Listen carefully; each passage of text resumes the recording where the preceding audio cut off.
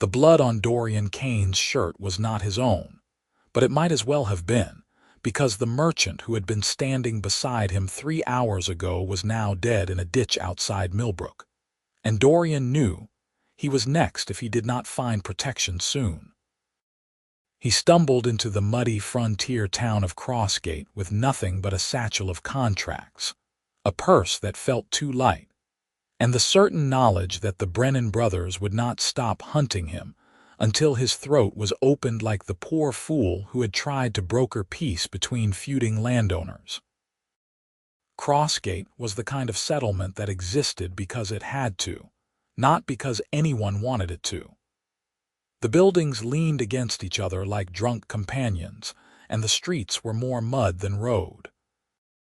It sat on the edge of the Thornwood, where civilization frayed into wilderness, and where people came when they had nowhere else to go.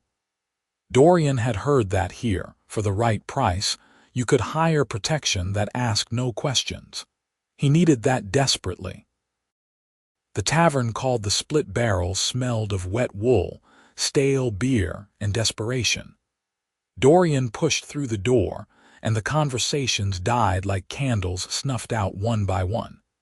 He was an outsider, and worse, he looked like a man with money problems written all over his face. He approached the bar where a woman with gray streaks in her hair wiped down mugs with mechanical precision. "I need to hire a guard," Dorian said quietly. "Someone who can handle themselves. The Brennan brothers are after me." The woman's eyebrows rose slightly. "The Brennans? You must have really pissed someone off. What did you do, sleep with someone's wife?" "I witnessed a murder," Dorian said. "I can testify that they ambushed a caravan. They know it. They will kill me before I can reach the magistrate in Redford." The woman set down her mug. "Most of the sellswords around here would not touch that job. The Brennans have a long reach and bad tempers. You would need someone who does not care about making enemies." "You know anyone like that?" She studied him for a long moment, then sighed. "There is one. She is camped outside town. Green skin, tusks, orc. Name is Kerra. She fought in the border wars, survived things that would break most men. She does not care what humans think of her anymore, which makes her dangerous in a useful way. But I will warn you, not everyone here will like you walking around with an orc." Dorian swallowed. He had never spoken to an orc in his life. Growing up in the merchant quarter of Ashford, he had been taught that orcs were brutal, savage creatures more beast than person. But he was out of options, and dead men had no prejudices. "Where can I find her?" "North edge of town, past the mill. She has a camp near the old standing stones. Do not go at night and do not go unarmed. She might not kill you, but she will want to see you are serious." Dorian left the tavern with his heart hammering against his ribs. The afternoon sun was already dipping toward the treetops, casting long shadows across the muddy lanes. He asked for directions twice more, and both times the locals looked at him like he had lost his mind. One old man spat into the dirt and muttered something about orc lovers, but Dorian kept walking. The mill was a skeletal structure, its wheel broken and still. Beyond it, the land opened into a meadow dotted with ancient stones that jutted from the earth like broken teeth. Smoke rose from a small fire, and beside it sat a figure that made Dorian stop in his tracks. Kerra was big. Not just tall, though she was easily 6 feet, but broad-shouldered and powerfully built. Her skin was a deep forest green, and her black hair was tied back in a thick braid that hung past her shoulders. She wore leather armor that had seen better days, scarred and patched in a dozen places. Her hands, which were currently sharpening a blade with steady, practiced strokes, were large and calloused. When she looked up at his approach, Dorian saw her eyes were a startling amber color, and her tusks, small but prominent, jutted up from her lower jaw. "You are either very brave or very stupid," Kerra said. Her voice was deeper than he expected, but clear and measured. Humans do not usually come to my camp unless they are drunk or looking for trouble." Dorian stopped a respectful distance away, his hand resting on the hilt of the small knife at his belt. It was a pathetic weapon, but it was all he had. "I am looking for help. The woman at the split barrel said you might be willing to take a job."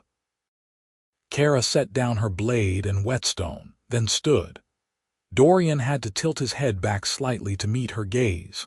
She looked him over with the kind of scrutiny a farmer might give a horse at market, assessing his worth and finding it questionable. "What kind of job?" she asked. "I need a bodyguard. Someone who can keep me alive long enough to reach Redford. There are men hunting me, and they will not stop until I am dead." "Why are they hunting you?" "I witnessed them murder a merchant. If I testify, they will hang. If I do not reach Redford, they will kill me and go free." Kerra crossed her arms over her chest. "How many men?" "3 brothers, maybe more if they hire help. They are known in these parts. Brennan is the name." Something shifted in Kerra's expression, a flicker of recognition or perhaps respect. "The Brennans are killers, not smart but mean." "You are asking me to put my life between you and them." "I can pay," Dorian said quickly. He pulled out his purse and opened it. "I have 60 silver now, and I can get you another 100 when we reach Redford. I have contacts there. They will honor the debt." Kerra stared at the purse for a long moment, then at Dorian's face. "Why hire an orc? There are human sellswords in Crossgate. They would not take the job. They are afraid of the Brennans. And you think I am not?" "I think," Dorian said carefully, "that you are someone who does not run from a fight. And I think you need the money, or you would not be camped out here alone." Kerra's mouth twitched, and Dorian could not tell if it was amusement or irritation. "You are right about the money. But if I take this job, you do exactly what I say when I say it. No arguments, no hesitation. If I tell you to run, you run. If I tell you to hide, you hide. Understood? Understood. And if you try to cheat me out of that 100 silver, I will hunt you down myself. I will not cheat you." Kerra picked up her blade and slid it into the sheath at her hip. "We leave at first light. The Brennans will not expect us to move so soon. Get yourself a real weapon and some travel supplies. Meet me here before dawn." Dorian nodded, relief flooding through him so powerfully that his knees nearly buckled. "Thank you." "Do not thank me yet," Kerra said. "We have a long road ahead and a lot of ways to die between here and Redford." Dorian returned to Crossgate and spent the rest of his coin on a short sword, a bedroll, and enough dried meat and bread to last a few days. He slept poorly in the tavern's common room, startling awake at every creak and footstep. When the first gray light of dawn touched the sky, he gathered his belongings and hurried to the Standing Stones. Kerra was already there, her camp packed and her gear secured. She looked him over and grunted. "You look like you did not sleep." "I did not." "Good. Fear will keep you sharp." "Let us go." They set out on the road that wound north through the thornwood. The forest was dense here, the trees ancient and twisted, their branches forming a canopy that blocked out most of the sunlight. The air smelled of moss and damp earth. Dorian walked beside Kerra, struggling to match her long strides. She moved with an easy, loping gait that ate up ground without seeming to hurry. For the first hour, they did not speak. Dorian kept glancing at Kerra, taking in details he had missed in the dim firelight of her camp.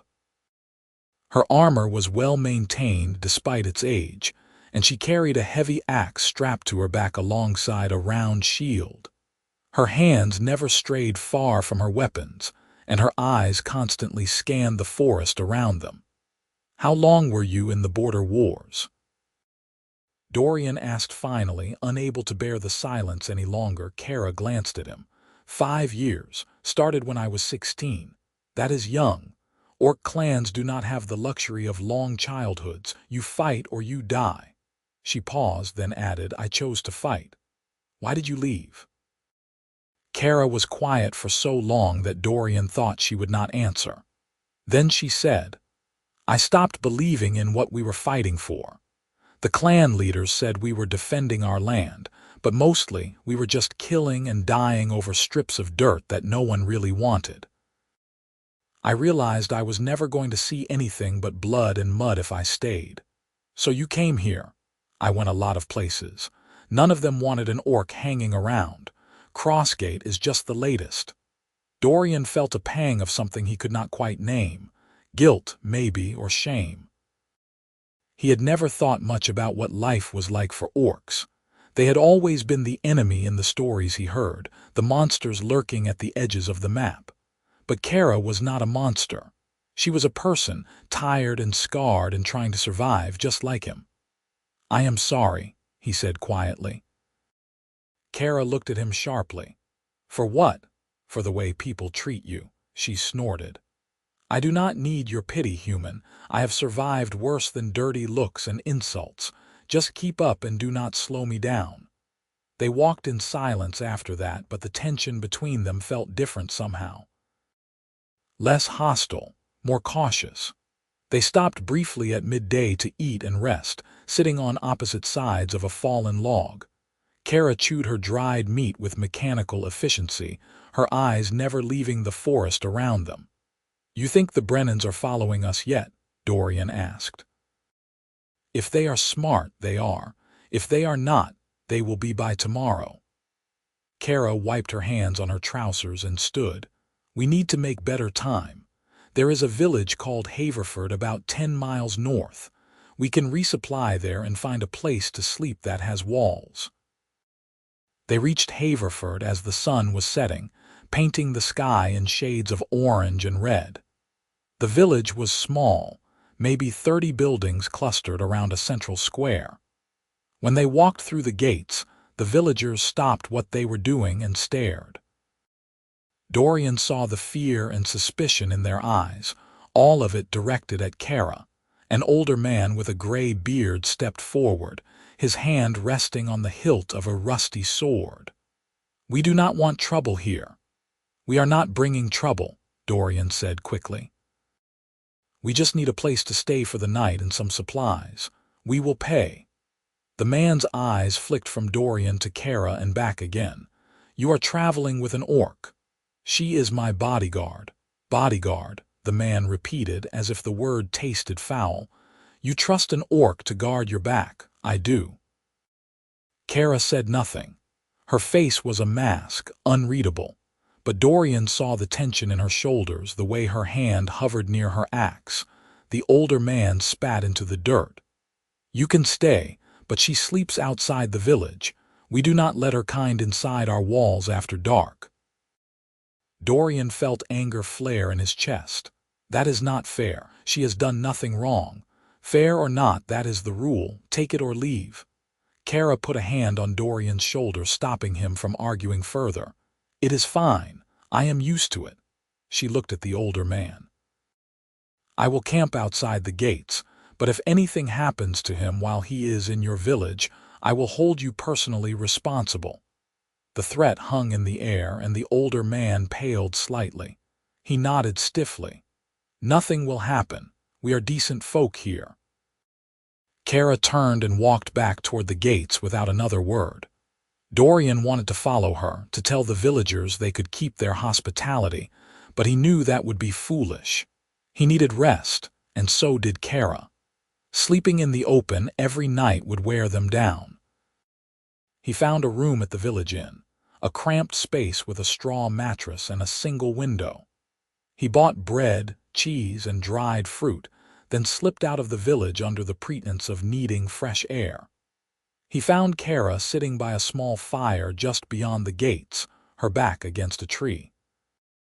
"I brought you some food," Dorian said, holding out the bundle. Kerra looked surprised. "You did not have to do that, I know, but I wanted to." She took the food and unwrapped it slowly, as if she was not sure what to make of the gesture.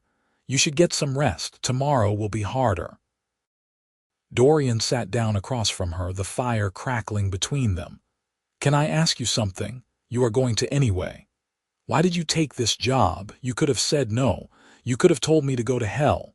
Kerra chewed a piece of bread, her amber eyes reflecting the firelight. I told you. I need the money. There is more to it than that. She was silent for a long time, and Dorian thought she would not answer.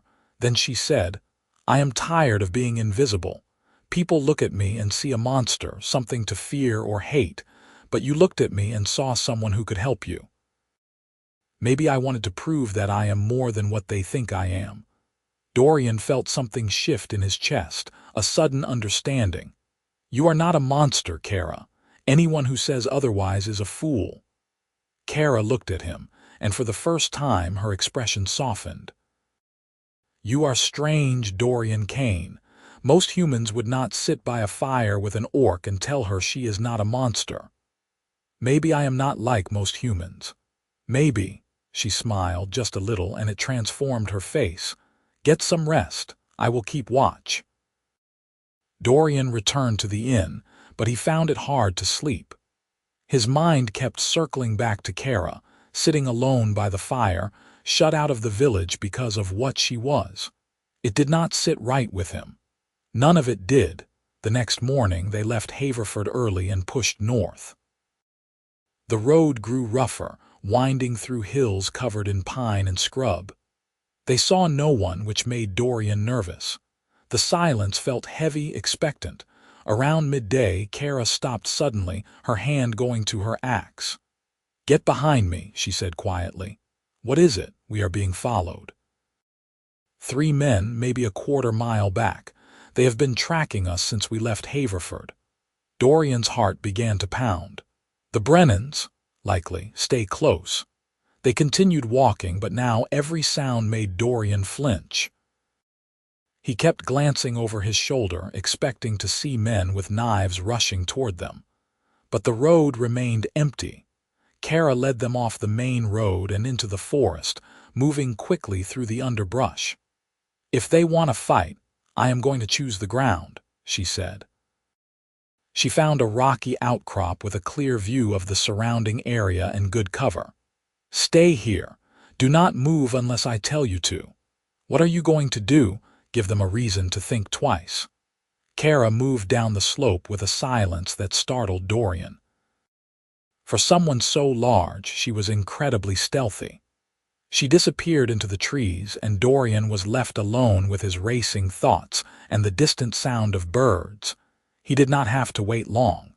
3 men appeared on the road below, moving cautiously. They were rough-looking, with scarred faces and hard eyes. One of them, a man with a missing ear, called out, We know you are here, Kane. Come out and we will make it quick. Dorian's stomach twisted. He recognized the voice. That was Brennan, the eldest brother. The one who had slit the merchant's throat. Kerra stepped out from behind a tree, her axe in hand. He is not coming out, and you are not getting past me. Garrett laughed, a harsh, ugly sound. An orc bodyguard, that is rich. You think you can take all 3 of us, Greenskin? I know I can. The Brennans spread out, trying to flank her. Kerra did not move, just watched them with cold, calculating eyes. Then one of the brothers, a younger man with a crooked nose, lunged at her with a sword. Kerra sidestepped, her axe coming around in a brutal arc that caught him in the ribs. He went down hard, screaming. Garrett and the 3rd brother rushed her together. Kerra blocked the first strike with her shield, then kicked out, catching the 3rd brother in the knee. He stumbled and she brought her axe down on his shoulder.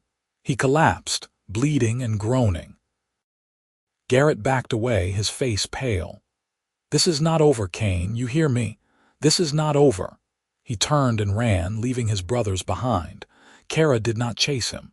She stood there, breathing hard, blood dripping from her axe. Dorian scrambled down the slope, his legs shaking. Are you hurt? Kerra shook her head. Just scratches. We need to move. He will come back with more men.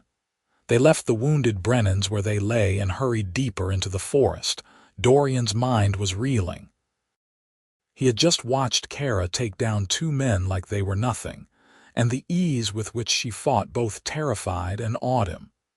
They walked until the light began to fail, then made camp in a small clearing. Kerra built a fire and tended to a shallow cut on her arm, wrapping it with practiced efficiency.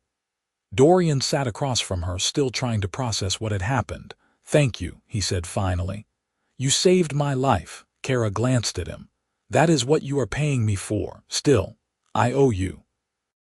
She finished wrapping her arm and leaned back against a tree. "You do not owe me anything. Just get us to Redford and we will call it even." They ate in silence, the fire crackling between them. Dorian kept stealing glances at Kerra, trying to reconcile the fierce warrior he had seen on the road with the quiet, guarded woman sitting across from him now. She caught him looking and raised an eyebrow. "What? I am just trying to figure you out. Good luck with that." "I have been trying for years." Dorian smiled. "Can I ask you something else? You are determined, I will give you that. Do you have any family? Anyone waiting for you back home?" Kerra's expression darkened. "I had a clan once, but I left, and they do not forgive that kind of thing. As far as they are concerned, I am dead. I am sorry. Stop apologizing for things that are not your fault." She poked at the fire with a stick, sending up sparks. "What about you? You have family in Redford?" "No. My parents died when I was young. I have been on my own since I was 15. I worked as a clerk for a trading company, writing contracts and keeping records. Boring work, but it paid well enough." "How did you end up mixed up with the Brennans?" Dorian sighed. "Wrong place, wrong time. I was traveling with a merchant named Haver, taking contracts to a buyer in Millbrook. We stopped to help what we thought was an overturned cart on the road. It was a trap. The Brennans ambushed us. They killed Haver and took everything. I managed to hide, but they saw my face. They know I can identify them. And now they want you dead." "Yes." Kerra was quiet for a moment, then said, "You could have hired someone else, someone human, someone who would not draw as much attention." "Maybe, but I am glad I hired you." "Why?" Dorian hesitated, trying to find the right words. "Because I trust you. I do not know why, but I do. And because you are the first person in a long time who has treated me like I am worth protecting." Kerra looked at him, and something in her eyes softened. "You are worth protecting, Dorian Kane. Do not let anyone tell you otherwise."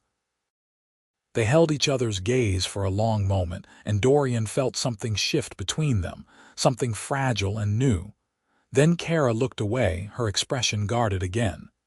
"Get some sleep," she said. "I will take first watch." Dorian lay down on his bedroll, but sleep was slow to come. He kept thinking about Kerra, about the way she fought, and the way she smiled when she thought no one was looking. He had hired her to protect his life, but he was starting to realize that she was protecting something deeper than that. The next few days passed in a blur of travel and tension. They avoided the main roads, sticking to forest paths and game trails. Twice they heard riders in the distance, and both times Kerra led them to cover and waited until the sound faded. Dorian was exhausted, his feet blistered and his muscles aching, but Kerra pushed them hard. On the fourth night, they reached a small river and made camp on the bank. Kerra caught 2 fish with surprising skill, spearing them from the shallows with a sharpened stick. They cooked the fish over the fire, and Dorian had to admit it was the best meal he had eaten in days. "Where did you learn to fish like that?" he asked. "My mother taught me. She said a warrior who cannot feed herself is useless." Kerra picked at her fish, her expression distant. "She was the strongest person I ever knew. She fought in the clan wars, raised 5 children, and never complained. When she died, it felt like the world got smaller." "I know what you mean," Dorian said quietly. "My mother was a seamstress. She worked her fingers to the bone to keep us fed. When she got sick, there was nothing I could do. I was just a kid, helpless. I think that is why I became a clerk. I wanted to have some control over my life, even if it was just writing contracts and balancing ledgers." Kerra looked at him, her amber eyes thoughtful. You are not helpless now. You are standing up to the Brennans. That takes courage, or stupidity. Sometimes they are the same thing. Dorian laughed, and it felt good, like releasing pressure from a valve. Kerra smiled too, and the firelight made her green skin seem to glow. She was beautiful, Dorian realized suddenly. Not in the delicate way human women were often described, but in a fierce, vital way. She was all strength and resilience, and it drew him in. He pushed the thought aside, feeling foolish. She was his bodyguard, nothing more. She had agreed to protect him, not to be gawked at like some tavern girl, but the thought lingered, no matter how hard he tried to dismiss it. On the 6th day, they reached the edge of the thornwood and emerged into rolling farmland. Redford was less than 2 days away now, visible in the distance as a smudge of smoke and rooftops. Dorian felt a surge of relief. They were going to make it. That night, they stayed at a farmstead owned by an older couple who were willing to let them sleep in the barn for a few copper coins. The farmer, a weathered man named Tarek, eyed Kerra with suspicion, but did not object when she helped him repair a broken fence post. "You are strong," Tarek said grudgingly, watching as Kerra lifted a beam that would have taken 2 men to carry. "I will give you that." "Orc strength," Kerra said simply. Still, not many folk would help a stranger without being asked. Kerra shrugged. Not many folk would let an orc sleep in their barn. Tarek grunted, which might have been agreement or just acknowledgement. He left them to settle in for the night, and Dorian spread out his bedroll in the hay. "You did not have to help him," Dorian said. "I know. But he is letting us stay here. Seemed fair to repay the kindness. You are a good person, Kerra." She looked at him, and for a moment he thought she might argue, but instead she just said, "You make it hard to be cynical, Dorian Kane." That night, Dorian woke to the sound of voices outside the barn. He sat up, his heart pounding, and saw Kerra already on her feet, her axe in hand. She moved to the barn door and peered out through a crack. "What is it?" Dorian whispered. "Riders, 5 of them, they are talking to the farmer." Dorian crept to the door and looked out. In the moonlight, he could see Tarek standing in his doorway, holding a lantern. The riders were rough-looking men, and Dorian's blood ran cold when he recognized Garrett Brennan among them. "We are looking for a man and an orc," Garrett was saying. "The man is thin, dark hair, probably looks scared out of his mind. The orc is big, green, female. Have you seen them?" Tarek was silent for a long moment. Then he said, "I have not seen anyone like that." "You are lying," Garrett said. "We tracked them here." "If you are hiding them, I will burn this place to the ground." Tarek's voice was steady, but Dorian could hear the fear beneath it. "I told you I have not seen them. Now get off my land before I fetch my crossbow." Garrett laughed. "Old man, you do not want to do this." Kerra turned to Dorian, her face grim. "We have to leave. If we stay, they will hurt him. But there are 5 of them." "I do not care if there are 10. We are leaving." She opened the barn door and stepped out into the moonlight, her axe resting on her shoulder. "Brennan," she called out. "You want us. Here we are. Leave the farmer out of it." Garrett turned, a slow smile spreading across his face. "The orc. I was hoping I would get another chance at you. You got your chance and you ran. Now you brought friends. How brave." Garrett's smile vanished. "Kill them both," he said to his men. The riders dismounted and drew their weapons. Kerra stepped forward and Dorian followed, his short sword in hand. He was not a fighter, but he was not going to let her face them alone. The first man came at Kerra with a spear. She knocked it aside with her shield and brought her axe down in a brutal arc, splitting the man's shoulder. He fell, screaming. The second man tried to flank her, but Dorian lunged forward and managed to slash at his leg. It was a clumsy strike, but it bought Kerra enough time to turn and drive her shield into his face.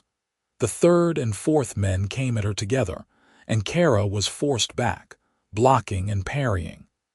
One of them got past her guard and slashed at her ribs. She grunted, blood darkening her leather armor, but she did not fall. Instead, she grabbed the man by the throat and slammed him into the ground with such force that Dorian heard bones crack.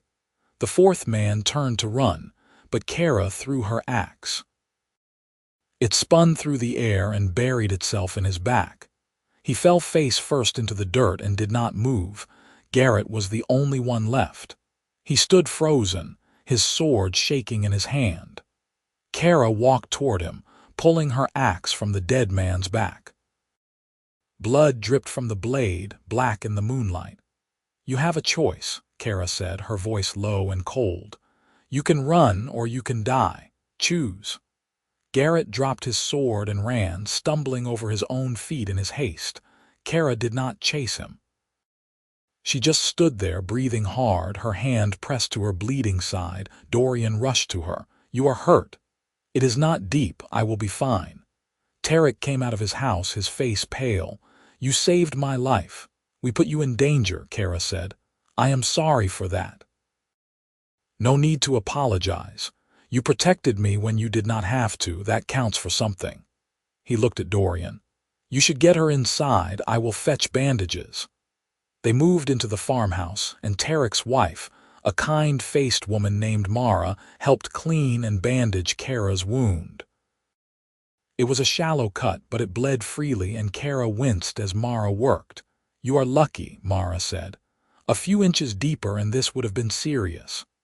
"I have had worse," Kerra said. Dorian sat beside her, his hands shaking with leftover adrenaline. "That was too close. We are alive." "That is what matters." Tarek brought them food and ale, insisting they eat before they rested. "You both did a brave thing tonight," he said. "Not many folk would stand up to the Brennans." "They will keep coming," Dorian said. "We need to reach Redford before they regroup." "Then you should leave at first light," Tarek said. "Take the east road. It is longer but less traveled. They will not expect it." They slept fitfully that night, Dorian on a cot near the fire and Kerra on a bedroll by the door. In the morning, Tarek gave them fresh supplies and wished them luck. As they walked away from the farmstead, Dorian looked back and saw the old couple standing in their doorway, watching them go. "Good people," Kerra said. "Yes, and we almost got them killed. But we did not. Focus on that." The east road was narrow and overgrown, winding through fields and pastures. They made good time, and by evening they could see the walls of Redford rising in the distance. Dorian felt a weight lift from his chest. They were almost there. But as they approached the city gates, Kerra stopped. "This is where I leave you." Dorian stared at her. "What? No, you are coming with me." "I am an orc, Dorian. They will not let me through the gates, and even if they did, I would not be welcome. You are safe now. Go to the magistrate, give your testimony, and get on with your life." "I do not want you to leave."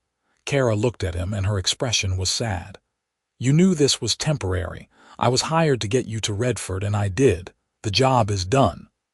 But I owe you money, 100 silver. You have to come with me to collect it. Send it to me. You know where to find me." "Kerra, please." Dorian grabbed her arm, his voice desperate. "I do not want to say goodbye, not like this." She looked at his hand on her arm, then at his face. "Why, I am just your bodyguard. No, you are more than that. You are my friend, and I care about you." Kerra's eyes widened, and for a moment she looked vulnerable. "Dorian, do not do this." "Do what?" "Care about me. It will only make things harder." "I do not care if it is hard. I care about you, Kerra, and I think you care about me too." She pulled her arm away, her expression conflicted. "Even if I do, it does not matter. We are from different worlds. You belong in a city with walls and laws. I belong out here where no one asks questions. That is just the way it is. It does not have to be." "Yes, it does." Kerra turned away, her shoulders tense. "Go to Redford, Dorian. Live your life. Forget about the orc who got you there." She started to walk away, and Dorian felt something break inside him. "I love you," he said, the words tumbling out before he could stop them. Kerra froze. She did not turn around, but her whole body went rigid. "What did you say?" "I love you," Dorian repeated, his voice shaking. "I know it is crazy, I know we have only known each other a week, but I love you, Kerra, and I do not want to lose you."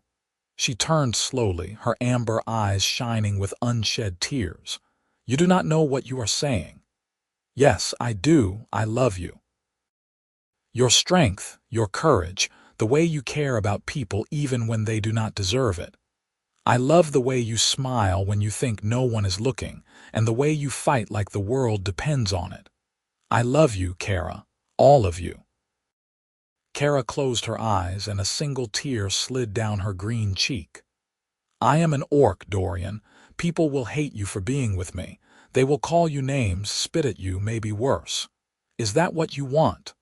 I do not care what people think. I only care about you." She opened her eyes and looked at him, and the vulnerability in her gaze nearly broke him.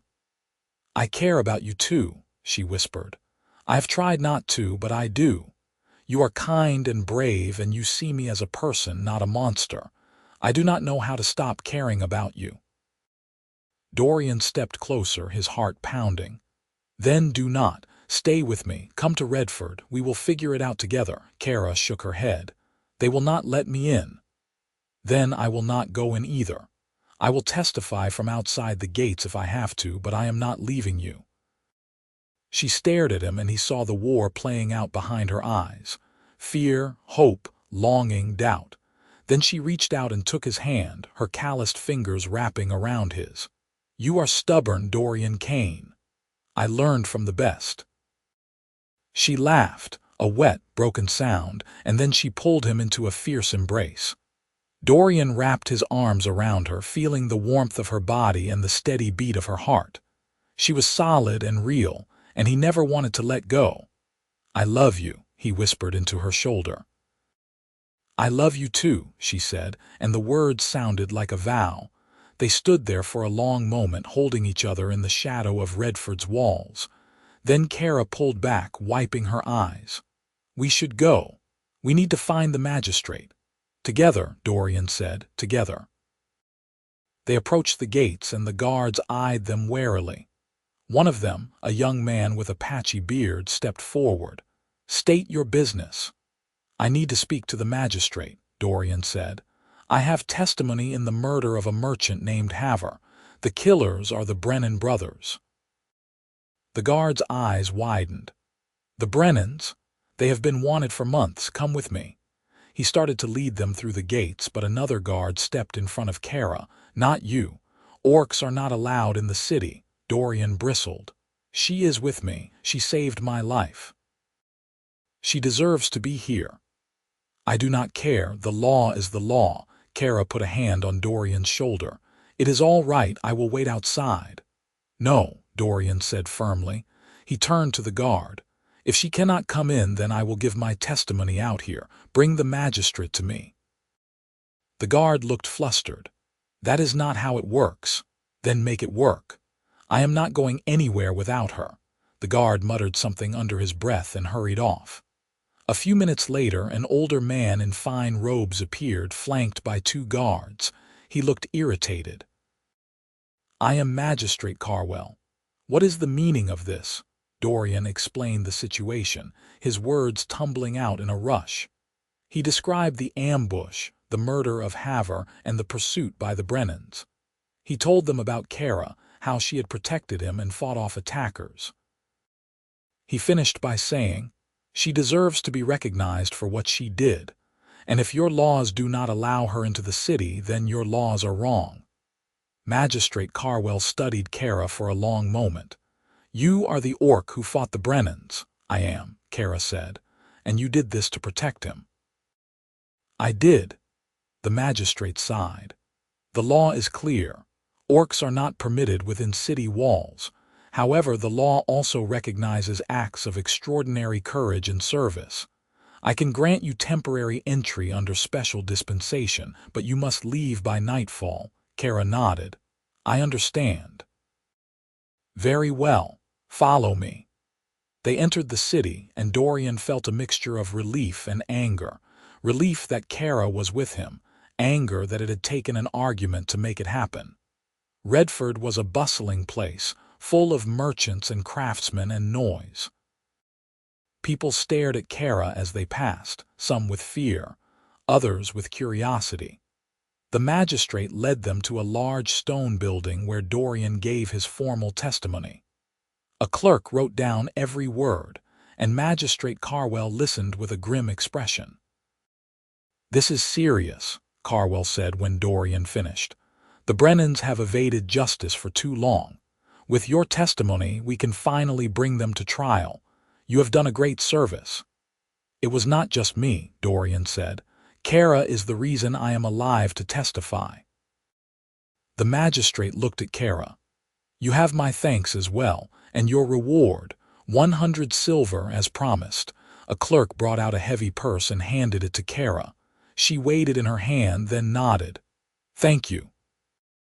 As they left the building, Dorian felt a strange mixture of relief and uncertainty.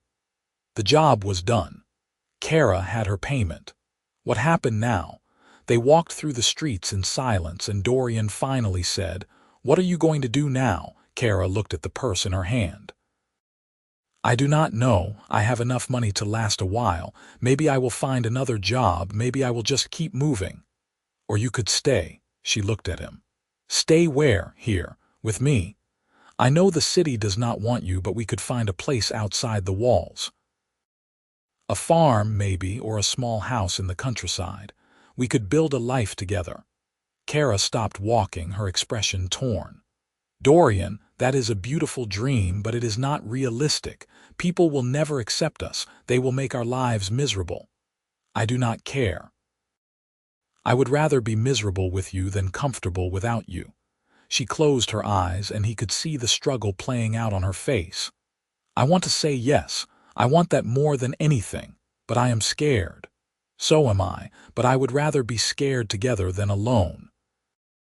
Kerra opened her eyes and looked at him, and in that moment Dorian saw the decision being made. She reached out and took his hand. "All right, let us try.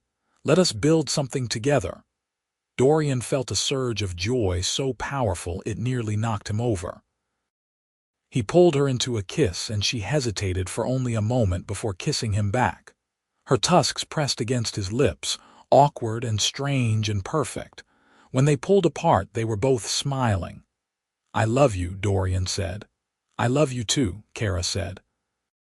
"Now, let us get out of this city before someone changes their mind." They left Redford that evening and spent the night at a small inn just outside the city walls.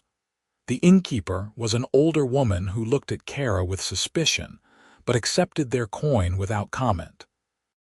They shared a room, and for the first time they did not keep watch. They just slept, curled up together on a narrow bed, safe and together. In the morning they set out to find a place to call home. They traveled for several days, searching for something that felt right.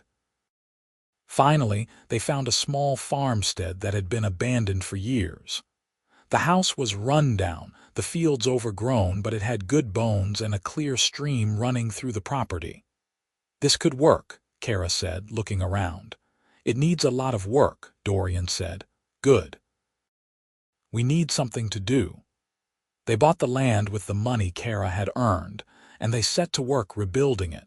Kerra repaired the roof and the fences, her orc strength making short work of heavy beams and stubborn nails. Dorian cleared the fields and planted crops, using the skills he had learned as a boy. It was hard work, but it was good work. They fell into a rhythm, waking with the sun and collapsing into bed at night, exhausted but content.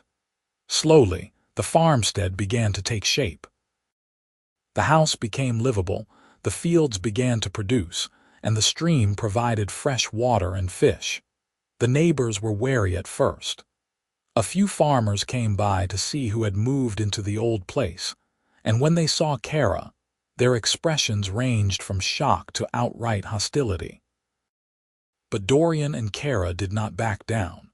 They greeted everyone with courtesy, offered help when it was needed, and kept to themselves when it was not. One day, a neighboring farmer named Dorian Kane came by with a broken plow. "I heard the orc is good with her hands," he said grudgingly. "Can she fix this?" Kerra looked at the plow, then nodded. "I can fix it." She worked for an hour, hammering and reshaping the metal until it was whole again. Dorian tested it and grunted in approval. "Good work. What do I owe you?" "Nothing," Kerra said. "Neighbors help neighbors." Dorian looked surprised, then nodded slowly. "All right. If you ever need anything, you let me know." It was a small moment, but it mattered. Word spread that the orc woman and her human partner were decent folk, and slowly the hostility began to fade. Not everyone accepted them, but enough people did that they could live without constant fear. Months passed, and the seasons changed. Autumn came, painting the hills in shades of red and gold. Dorian and Kerra harvested their crops and sold them at the market in a nearby town. They saved their money, planning for the future. One evening, as they sat by the fire, Dorian said, "I want to marry you." Kerra looked at him, her amber eyes wide. "Marry me?" "Yes. I know it is not legal, not really, but I want to make a commitment to you in front of anyone who will listen. I want the world to know that you are mine and I am yours." Kerra was silent for a long moment, and Dorian worried that he had overstepped. Then she said, "I want that too, but how? No priest would marry us. Then we will do it ourselves. We will make our own vows in our own way. What matters is that we mean it." Kerra smiled, and it was the most beautiful thing Dorian had ever seen. "All right, let us do it." They planned a small ceremony for the first day of winter. They invited the few neighbors who had shown them kindness, including Dorian Kane and his family. Dorian was surprised by the invitation, but agreed to come. On the day of the ceremony, Dorian and Kerra stood in the clearing near their house, surrounded by a handful of people who had chosen to accept them. Dorian wore his best clothes, simple but clean, and Kerra wore a new tunic she had sewn herself. Her hair was unbraided, flowing down her back like a black river. Dorian took her hands and spoke first. "Kerra, when I hired you, I thought I was hiring a bodyguard. But you became so much more than that. You became my friend, my partner, my love. You have shown me what it means to be brave, to stand up for what is right, and to love without fear. I promise to stand by you, to protect you as you have protected me, and to build a life with you that is filled with hope and joy. I love you, and I will love you until my last breath." Kerra's eyes were shining with tears. "Dorian, you saw me when no one else would. You looked past my green skin and my tusks and saw a person worth caring about. You gave me hope when I had none, and you showed me that love is stronger than hate. I promise to stand by you, to fight for you, and to build a life with you that is worth fighting for. I love you and I will love you always." They kissed, and the small group of neighbors clapped and cheered. It was not a grand ceremony, but it was real, and it was theirs. After the ceremony, they shared a simple meal with their guests. Dorian raised a cup of ale and said, "To Dorian and Kerra, may your love be as strong as your farm." Everyone drank, and Dorian felt a warmth spread through his chest. They had done it. They had built something real and lasting against all odds. As the guests left and the sun set, Dorian and Kerra stood together on their porch, looking out at the land they had worked so hard to claim. "We did it," Dorian said. "We did," Kerra agreed. "And we are just getting started." Winter came, and with it snow and cold. But the house was warm, and the crops they had stored would last them through the season. Dorian and Kerra spent the long evenings by the fire, talking and planning and simply being together. One night, as they lay in bed, Kerra said, "Do you ever regret it, choosing this life with me?" Dorian rolled over to face her. "Never, not for a single moment. Do you?" "No, but I worry sometimes. What if things get harder? What if people turn against us again?" Then we will face it together. That is what we do, we face things together. Kerra smiled and kissed him. You are right. We will face it together. Spring came, and with it, new life. The fields turned green and Dorian planted new crops. Kerra repaired the barn and built a small pen for the chickens they had bought at the market. They worked side by side, and their love grew deeper with each passing day. One afternoon, a young woman appeared at their gate. She was human, thin and scared-looking, with bruises on her arms. "Please," she said, "I need help. My husband, he hurts me. I need somewhere to stay." Kerra and Dorian exchanged a look, then Kerra said, "You can stay here. We will keep you safe." The woman, whose name was Greta Dawson, stayed with them for several weeks. Kerra taught her how to defend herself, and Dorian helped her find work at a nearby farm. When she finally left, she hugged them both and said, "Thank you. You saved my life." It was the first of many people they helped. Word spread that the orc woman and her husband would take in anyone who needed shelter, and slowly, their farm became a refuge for the lost and the desperate. They never turned anyone away, and they never asked for payment. It was their way of giving back, of making the world a little better. Years passed and the farm prospered. Dorian and Kerra grew older, their faces lined with age and their hands scarred from work. But their love never faded. If anything, it grew stronger, tempered by time and hardship into something unbreakable. One evening, as they sat on their porch watching the sunset, Dorian said, "Do you remember the day we met?" Kerra smiled. "You were terrified. You could barely look at me." "I was. But I am glad I found the courage to ask for your help. You changed my life, Kerra." "You changed mine too, Dorian.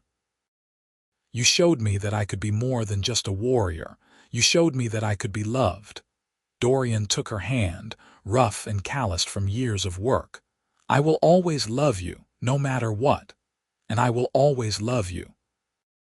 They sat together in comfortable silence, watching as the sun dipped below the horizon and the stars began to appear. They had built a life together against all odds, and it was a good life, filled with love and purpose and hope. Dorian Kane had hired an orc girl to guard his life, and she had ended up guarding so much more. She had guarded his heart, his dreams, and his future. And in return, he had given her the one thing she had never thought she could have: a place to belong. Together, they had proven that love could conquer fear, that kindness could overcome hatred, and that two people from different worlds could build something beautiful if they were willing to fight for it. And they lived, not in fairy tale perfection, but in the real, messy, wonderful way that people do when they choose each other every single day. They faced hardships and triumphs, sorrows and joys, and through it all, they remained side by side, partners in every sense of the word. Their story became a legend in the region, whispered around fires and told to children as a lesson in courage and love. The orc woman and her husband who built a refuge for the lost. The couple who proved that love knew no boundaries. And on their farm, beneath the wide sky and the ancient trees, Dorian and Kerra lived out their days in peace and contentment, surrounded by the life they had built together. They grew old together, their love deepening with each passing season, until finally, when their time came, they left behind a legacy of hope and compassion that would endure long after they were gone. But that was far in the future. For now, they had each other, and that was more than enough.